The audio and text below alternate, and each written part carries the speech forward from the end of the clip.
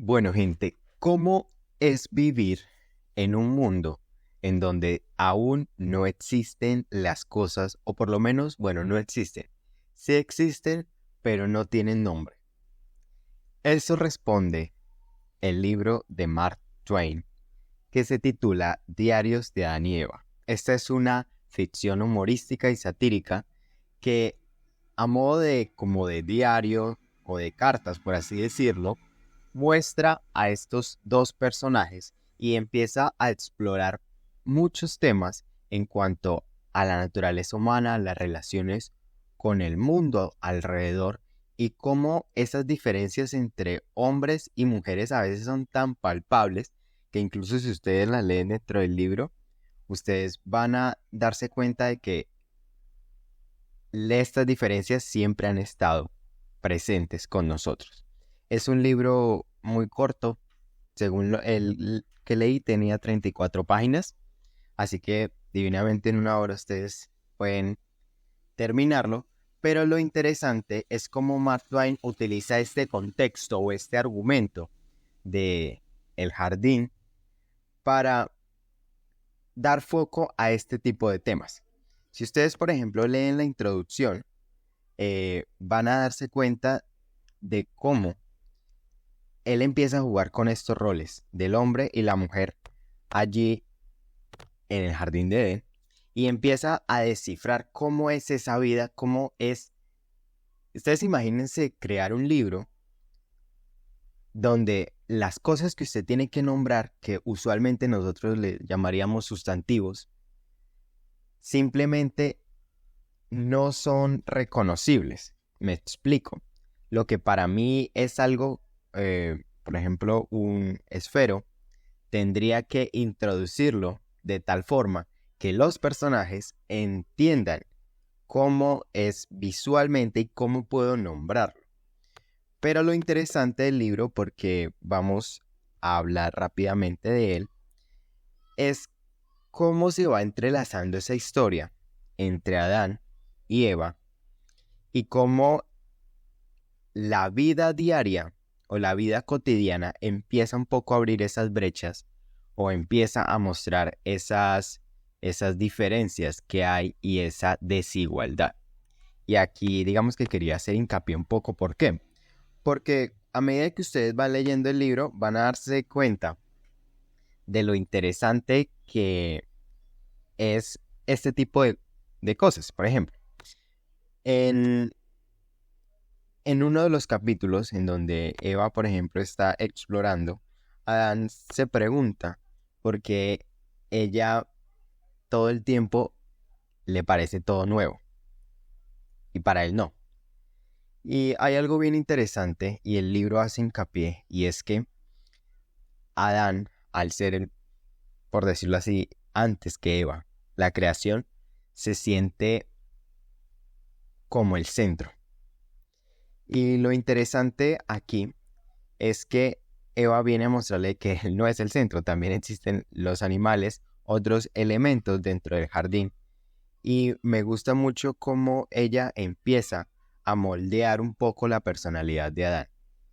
Adán, según el libro y según lo que Mark Twain hace dentro de esta ficción, es una persona muy reservada, muy alejada, que no quiere socializar incluso.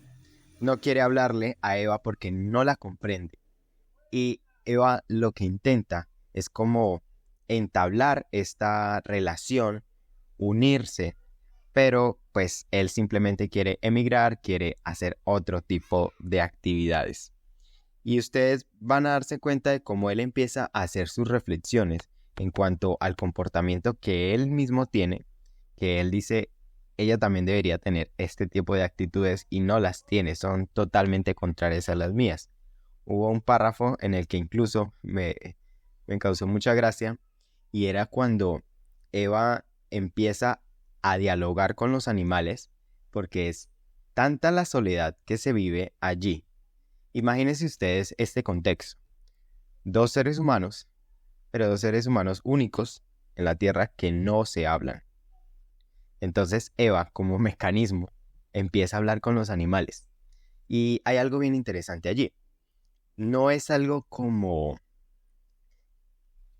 racional, tal vez llamémoslo así, no es algo racional, sino es algo que progresivamente se va dando debido a que Adán pues no intenta como entablar ningún tipo de lazo, ningún tipo de conexión.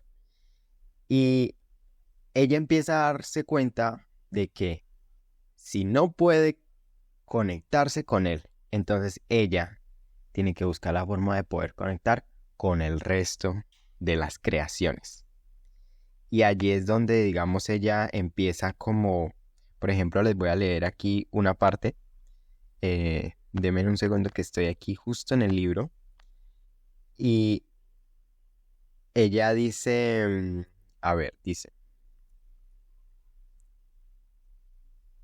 en la escena en la que ella está en un estanque y ella se pone a cuidar los peces y toma uno de los peces para, digamos, como para cuidarlo un momento y dice así: a veces coge en brazos al pez durante medianoche, cuando éste se pone a quejarse deseoso de ir al agua. En tales ocasiones le brota agua de los orificios de la cara por los que mira. A ella le da unas palmaditas en el lomo y emite por su boca unos sonidos suaves con el propósito de calmarlo, dando muestras de pena y solicitud de mil maneras. Nunca la he visto hacer eso con ningún otro pez, cosa que me preocupa enormemente. Acostumbraba a llevar a los jóvenes tigres por ahí y jugaba con ellos antes de que perdiéramos todos nuestros bienes. Por ello, no pasaba de ser un simple juego. Nunca adoptaba esa misma actitud con ellos, cuando la comida les sentaba mal. ¿Por qué me pareció tan tierna esta escena? Porque imagínense Eva ya tomando los peces sin saber de que pues, bueno, no sin saber, sino por la inocencia de no saber de que ellos están en el agua y necesitan obviamente oxigenarse. Y pues ella no podía hacer nada más que llorar por no saber cómo ayudarlo. Y así sucesivamente ustedes van a darse cuenta de cómo ellos, a medida de que va pasando el tiempo, van compartiendo no solo vivencias, sino también sus pensamientos en cuanto a los animales que se encuentran allí, como su morfología les ayuda a darles nombre, como a veces algunos nombres simplemente salen de la nada, y entonces él le encarga a ella la tarea de seguir poniendo los nombres y como que él empieza a jugar un poco el rol de como de jefe, ¿sí? Y empieza a darse cuenta de que parte del talento natural que tiene Eva es muy útil, pero al mismo tiempo Eva le cede, por decirlo así, la potestad de reconocer quién verdaderamente tiene como la osadía de hacer las cosas. Entonces, eso es lo interesante del libro. Más allá de si se trata o no sobre, digamos, un, un diálogo, es reconocer un poco ese papel y darse cuenta de que muchas de las dinámicas sociales se ven reflejadas allí en la historia de Mark Twain. Es una perspectiva muy, muy inusual porque nos da como un contexto diferente, nos ayuda a ver, digamos, un poco la vida desde ese lado luminoso, tal vez, lo diría así, de cómo ellos ven su alrededor, cómo ellos ven su forma de vivir y cómo ellos también ven el dolor de vivir al salir de allí, de este jardín. Recomiendo el libro, leerlo no con mucha prisa, pero sí leerlo de manera sin pausa, sin prisa. Y también al final hay algo bien interesante antes de ya irme, porque ya me quedan 30 segundos, y es cómo termina Eva cediendo un poco debido a tal vez la ignorancia de Adán al tratar de acercarse a ella. Y voy a leerles el último párrafo. Dice que habla acerca de la conclusión que tiene Adán en cuanto ya al final de todo. Entonces, noten ustedes la conclusión a la que llega. Mira lo que dice. Esto lo dice Eva. Dice, esto es lo que yo opino, pero yo no soy más que una simple muchacha y lo primero en analizar este asunto, y es posible que mi ignorancia e inexperiencia no me hayan permitido comprenderlo como es debido, o sea, comprender a Adán, ¿sí? Sigue diciendo, 40 años más tarde, mi ruego y mi anhelo es que dejemos esta vida los dos juntos, un anhelo que jamás desaparecerá de la tierra, pero que encontrará lugar en el corazón de toda esposa que ame, hasta el final de los tiempos, y dicho anhelo llevará mi nombre. Pero si uno de nosotros fallece primero, lo dice Eva, escuchen, mi ruego es que no sea otro que yo, porque él es fuerte y yo soy débil. Yo no le soy tan necesaria a él como él lo es para mí. Una vida sin él no sería vida. ¿Cómo iba a poder soportarla? Este ruego es también inmortal y no dejará de ser siempre elevado mientras mi raza siga sobre la faz de la tierra. Yo soy la primera esposa y me seguiré repitiendo en la última de ellas. Y noten lo que dice, sigue diciendo, en la tumba de Eva tenía esta inscripción, allí donde estaba ella, estaba el paraíso. Excelente forma de terminar el libro.